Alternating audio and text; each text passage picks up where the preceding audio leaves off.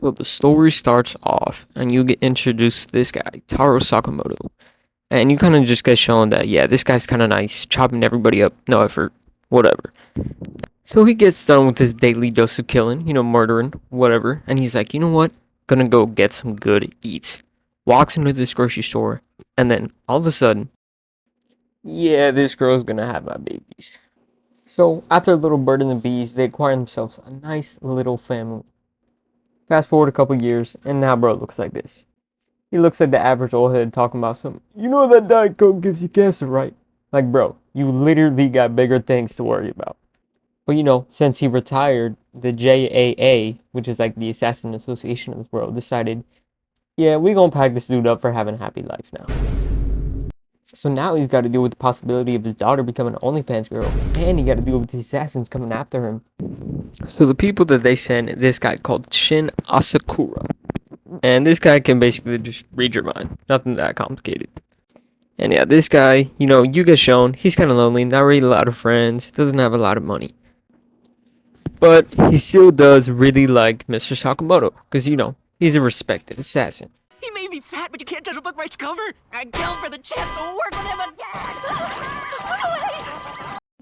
So we go to Mr. Sakamoto's convenience store, which is like what he does now, I guess. And he needs to go kill Mr. Sakamoto, because that's what his boss told him to do, and he needs that money. Damn, Johnny got packed up? And he always had the best city parties. Wait, shit, I'm married. Huh? So then the fight begins, but Sakamoto kind of dog walks on him with some like everyday convenience store objects. Like bro stopped a bullet with a gumball, wasn't even chewed up. And this is kind of like the coolest part of the show for me, because the fights are really creative, and in my opinion, the animation is good. Some people that read the manga, I heard, it isn't, quote, like, doing it justice, but I don't know. I didn't read the manga, but personally, I think it's pretty good. So yeah, after getting dog walked, he wakes up and he's like, damn, is this heaven? Nah, it must not be. There's no big booty Latinas around me. Wait, what the fuck? Are these people taking care of me? So after he realizes that Mr. Sakamoto's lucky just a chill guy, he decides that he doesn't want to kill him anymore. So after this, they go on a little errand to get some divine meat buns. What the? Sounds like a Pornhub title. But on the way there, they meet some guys trying to kill this girl. And this girl is called Lu Xiaotang. And Lu Xiaotang is apparently the daughter of a Chinese triad boss, so she already kind of got hands. So they send these two dudes after her to try and get her back to her dad. But have no fear, Mr. Sabho is here. And then Shin and Sakamoto pack these dudes up, and now Lu Xiaotang is on their side. So now the three of them and Mr. Sakamoto's family go to a roller coaster, just, to have some fun. But there's still people trying to get the bounty on Mr. Sakamoto's head, so he's kind of got to kill him off without anyone else noticing. At first it was looking like they were chilling, like nothing was going on. But then, they meet the big bad, Mr. Hardboiled. So we get some backstory, and apparently Hardboiled and Sakamoto went to the same school and they were in class together. And Hardboiled kind of just wanted to get noticed by Sakamoto, because Sakamoto was tough. Whole time Hardboiled thought, he was the Vegeta to his Goku, you know what I'm saying? Whole time Sakamoto didn't even know his name. So after getting the ultimate little bro, he dedicated his whole life just to get Sakamoto to acknowledge his strength. So they meet up in some alleyway, and they're about a box. And Sakamoto wastes no time. Look at this action. And Hardboiled's abilities are actually pretty cool. He has this like gauntlet on his hands that he can shoot like bouncy balls from that explodes. Or he has like a big punch, kind of like Bakugo from My Hero. Again, kind of just highlighting how cool Sakamoto Days fights are and like how creative they can get. But yeah, after that big punch, Hardboiled is like, oh yeah, got his ass. Wait, what the fuck? Did you do the Ice Spice? So yeah, after Sakamoto took a little Ozempic, Hardboiled just starts getting destroyed.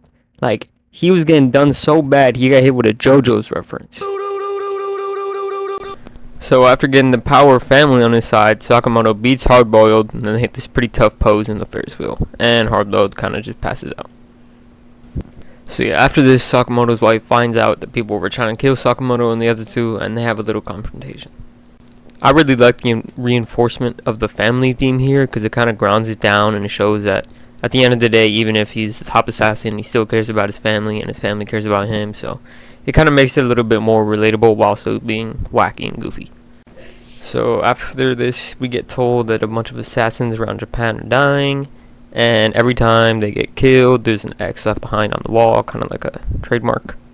And because of all these deaths, now they're gonna get the Order involved, which is like the big guns of the assassins. And following this, we get introduced to probably my favorite character in the whole show, this guy, Peasuke, and his bird. And he wants us to kill Sakamoto because he's broke. And his whole gimmick is that he's kind of just like stupid and really gullible. He's kind of like your one friend that swears, yeah bro, I can fix her, she's changed, even though she slept with the whole football team in 3 weeks after they broke up. But what makes him really cool for me is his ability. He's basically just like a really good sniper. He's kind of like Mista from JoJo's, if you remember him. And so yeah, now he's part of the team, and the next episode starts, and Lou gets abducted by these random dudes. And these guys were actually looking for Shin, but they got Lou on accident. And these guys are from the lab that Shin grew up in, because the guy that leads the lab is interested in Shin's powers. And so they go to the lab where they're holding Lou, and now they gotta fight this dude in order to get her back. And here's where we get some pretty cool Shin backstory. Basically, they were experimenting on him, and one day he got the power to read minds. But because he can read minds, everyone kind of gets freaked out, and then nobody wants to be friends with him anymore. So he's basically like Naruto, but instead of a demon fox, he has the power to read minds. And this weird dude makes Shin speak backwards, so now Sakamoto has to read Shin's mind in order to help win the fight. And this is probably one of the coolest fights in this first part. I really like the creative use of the powers and the animation and everything. But after teaming up and using power of friendship, they beat the dude. So I did feel that this was kind of a weird convergence of what was supposed to be the main plot. You know, it's pretty obvious that they wanted to establish Shin's character, but I did kind of wish that they made it a little bit more relevant to the main story. But regardless of that, I think it did a good job at setting up Shin's character, and it gave us a good fight, so I can't be too mad. Then we get introduced to some more people that are from the Order, and we get introduced to this Rainier dude who's from like the X group. That's just what I'm going to call them now. Yeah, and this Reindeer dude from the X group, his character design is pretty cool, and I really like his abilities with the whole like Stitch thing. You know, makes him very menacing, and he also has a little bit of humanity, which is good.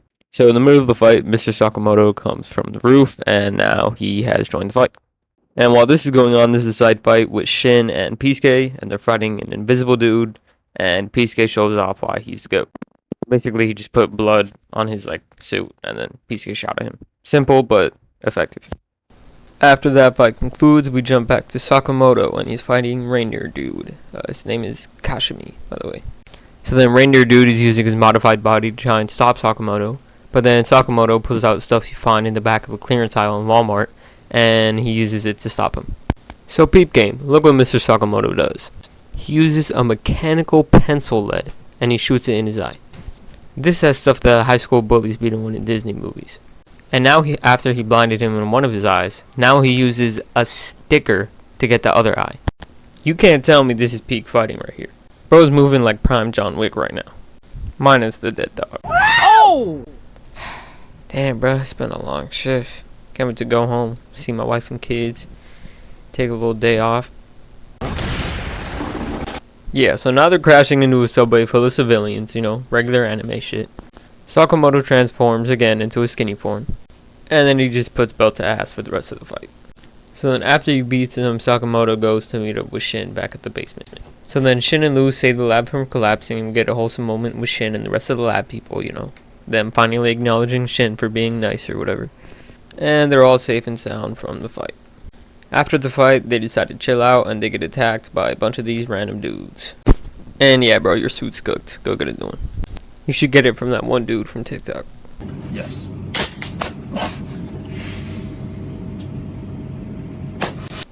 My bad. Yeah, but one of these guys is from the Mafia, and they want Lou back. So they offer a deal to Mr. Sakamoto, where if the Mafia dude wins, he gets Lou, but if Sakamoto wins, they get information on who put the bounty on him. But they're not gonna have a regular fight to win this battle. Ho ho ho. They decide to indulge in my favorite pastime. Some hardcore gambling. Here we go. 50,000 on red, please. And no, I don't care that I have to pay for my kid's college. So yeah, they have 2 hours, and whoever makes the most money wins. But of course, while they're gambling, a bunch of random assassins try to kill them, and then Sakamoto saves a dude. And because he got saved by Sakamoto, he decides to team up with him, and now he's part of the family. And now that he's part of the family, he lets Sakamoto know that a guy named Slur put the bounty on his head. We also find out that 4 death row inmates were released. And we're now introduced to said 4 inmates. First up, we got a girl named Dump. And the fact she's named Dump and is black is kind of crazy. Hopefully that wasn't on purpose. Regardless though, wouldn't mind a piece of that, you know what I'm saying. Second dude is called Saw. And I guess he likes to read manga. So we got our brother a taste over here. And the third guy is called Apart. And I guess he doesn't like pickles, and he's kind of like a germaphobe. Couldn't agree more. Pickles are like the top 5 worst things made from humans. That and the character development and solo leveling. And no, I won't change my mind on that. Fight me in the comments. And while you're down there, like and subscribe. And the last guy is called Minimalist. And he's basically just the average Baki character. And I guess he likes to squish things into tiny balls. And the guy who hired all 4 of them was Reindeer Dude from earlier. What? Oh my god, no way. The evil guy wants the other evil guys to kill the good guy? What? No way, oh my god. But yeah, Reindeer Dude wants these guys to kill Sakamoto in his game. And with that information, we are done with Season 1, Part 1. Because Netflix just does stuff like this, I guess. Overall, I'll give this part an 8 out of 10. Sometimes it does feel like they diverge from the plot a little bit, and it does feel a little episodic. But all the action and the characters aren't bad at all. I think the best character was Shin. Got a good intro, cool powers, good backstory motivation, and they paid it off at the end. So I think that was pretty good. And the comedy was for sure the highlight of the show so far. There was always a couple times in the episode where I'll just, crack a little giggle. The meat buns are crushed. Maybe we could just dust them off a little bit. Nope, we can't. With that being said, let's move on to part 2. Oh man, look at these cute little cats. Man, everything's going so well right now. I really hope some deranged maniac doesn't come in and kill all of us right now. Man, I love pickles on my burger. And I think Hunter x Hunter's just too boring. Solo leveling's definitely top 1. Yo, what the fuck is this guy talking about right now? I can't wait to go home and read some fanfic. Oh, I'm so excited. This guy's a fucking degenerate. And so Shin tries to read this guy's thoughts, and all he can hear is, I love paying for girls' OnlyFans. He's a gooner. I just want to support their careers. This guy's fucking worse than thought. So yeah, Shin's getting his ass beat, but with the power of friendship, he unlocks a new power. Basically, he can just read the future. And with this new power, he's able to beat the guy. Yay, we did it, yay. You know there's more to the fight, right? What? Yeah, it keeps going. You're gonna die! Fuck, the plot got to me. What now? Watch out, watch out, watch out, watch out! So yeah, Lou comes in and saves Shin from dying. Yay, we did it, yay. So after this fight, we see this girl. And her name is Osaragi. She's part of the Order, which is the elite assassin group. And then, hold on one second. Flag on the play real quick. This is elite levels of hating. Literally preying on your enemy's downfall. This is exactly what Eddie Brock did to Spider-Man. Nothing but my respect for this woman. And then while she's praying, she gets surprise attacked by Dump, which was one of the death row inmates. And her ability are mechanical spikes that come out of her body. Hey, we can work around that. That's okay. It's alright, it's okay. I can accept your flaws. But the beginning of the fight does not look good for Dump right now. I mean, just it's kind of sad to see, man. So the boxing continues, and during the fight, you get launched into a flashback. And yeah, that's how I know you're cooked. And sure enough, she got fried. Sad to see, but I enjoyed your time. And with that, 2 out of the 4 prisoners have been defeated. And following this, we get an honestly very unexpected plot twist where one of the inmates just kills Reindeer Dude.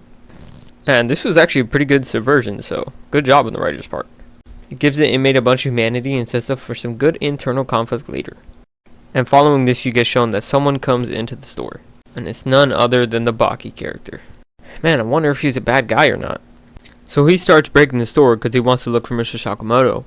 And at first you're like, yo, this girl's cooked, you know? Just tell me where he is and everything will be chilling, you know what I'm saying? Is she a femboy? You're probably wondering how I got this strong. Fucking knew it. You're a femboy.